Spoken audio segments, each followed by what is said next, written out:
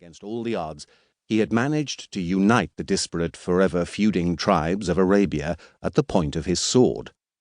We know, too, that these great conquests lasted until 750, by which time several generations of marauding Arab armies had carved out an Islamic empire, which in terms of size and population rivaled that of Rome at its zenith, extending from the shores of the Atlantic and the Iberian peninsula in the west to the snowbound mountain passes of Central Asia and the borders of China in the east. In the process, they had completely crushed one great empire and hollowed out another. Ascendant for more than 400 years across Iran, Iraq, swathes of Central Asia, Anatolia, and the Caucasus, the Sassanian Empire of Persia breathed its last under the Arab onslaught. In 651, powerless to repel rampant Arab forces swarming across his kingdom, unable to raise an army to protect his disintegrating empire, Yazdijerd III was reduced to ignominious flight. After a valiant last stand near the ancient city of Merv, he abandoned his horse with its golden saddle, his mace and his sword in its golden sheath, and took refuge on a pile of straw in a watermill. Here the man who revelled in the ancient title of Shah-an-Shah, King of Kings, was treacherously betrayed and fatally stabbed by the miller. "This is the way of the deceitful world," wrote the peerless Persian poet Ferdowsi in his epic Shahnameh, Book of Kings. "Raising a man up and casting him down.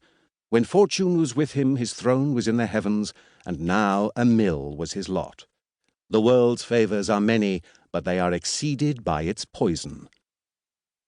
It was the end of the Sassanian dynasty and the demise of Iran's last pre-Islamic empire. The country would never be the same again.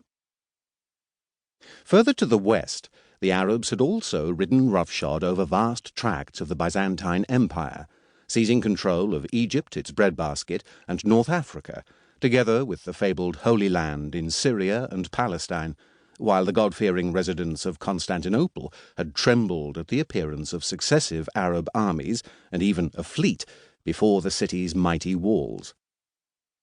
We know, in other words, that the Arab conquests of the 7th and 8th centuries represented one of the greatest feats of arms in history, and utterly changed the world, both as contemporaries understood it then, and as we, with the benefit of 14 centuries of hindsight, know it today. If a great deal of confusion and uncertainty still hangs over the Arab conquests today, how exactly did these relatively few warriors overthrow two great empires so swiftly? What were their motivations? Precisely who among the conquered people threw in their lot with the all-conquering Arabs?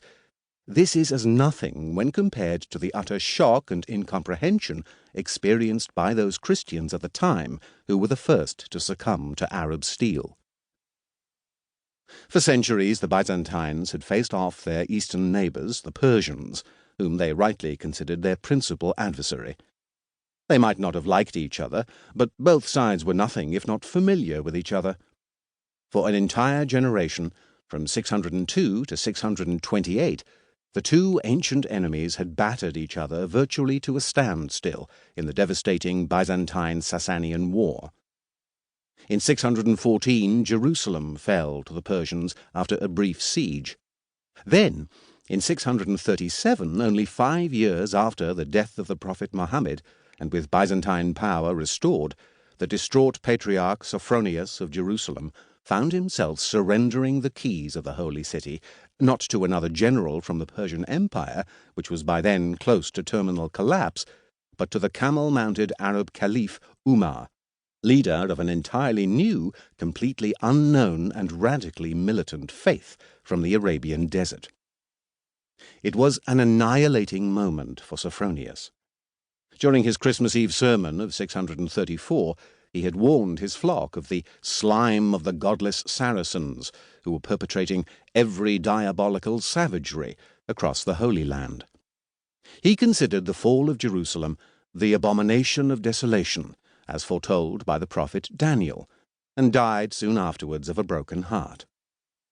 Yet for the Christians, Zoroastrians, Jews, Manichaeans, Mandaeans, pagans, Buddhists, and Hindus of the